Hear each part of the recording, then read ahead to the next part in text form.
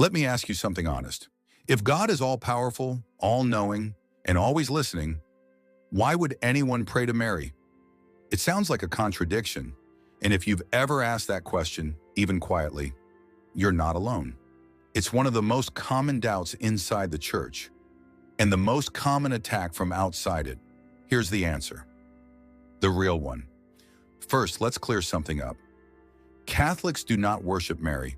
The church makes a sharp distinction. Worship belongs to God alone. What Catholics do with Mary has a different name: veneration, honor. The same kind of honor you'd give to a wise elder, a beloved mother, or a trusted friend who happens to have the ear of someone powerful. That distinction isn't a loophole, it's the entire point. Think about it this way. Have you ever asked someone to pray for you? A friend, a parent, a pastor? That's exactly what Catholics are doing when they pray to Mary. They're not replacing God. They're asking her to intercede, to bring their prayers before Him. The technical term is intercession, and it's biblical. Paul asked the Romans to pray for him. James says the prayer of a righteous person is powerful and effective. Catholics simply believe that Mary, sinless, glorified, and closer to God than any human being who ever lived, is the most powerful intercessor available. But why Mary specifically? Because of who she is in the story. She's not a symbol. She's not a statue.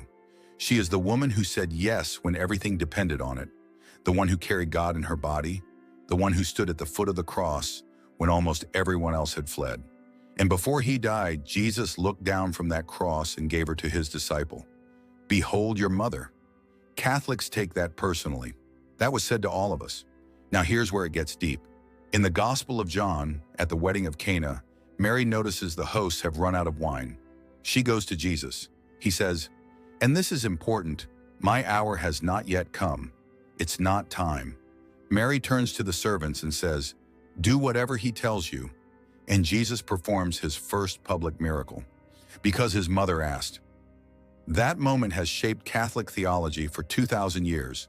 Mary doesn't override God. She doesn't compete with Him. She brings needs to her Son, and He listens. Some people ask, but can't I go directly to Jesus? Yes, absolutely. The church has never said otherwise. But think of it this way. You can walk into a hospital and find the doctor yourself. You can also ask a nurse, someone who knows the building, knows the staff, knows exactly how to get you where you need to go. One path doesn't cancel the other. Catholics use both: direct prayer to God and the intercession of Mary and the saints. Not because God needs a middleman, but because community, relationship, and family are how God designed us to live.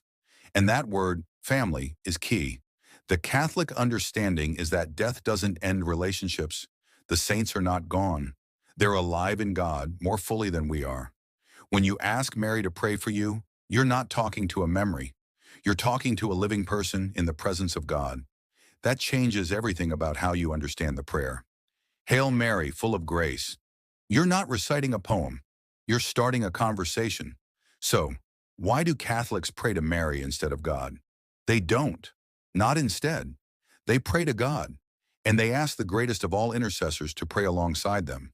It's not a shortcut. It's not superstition. It's a family bringing their needs to the Father, together, and for 2,000 years that has been enough.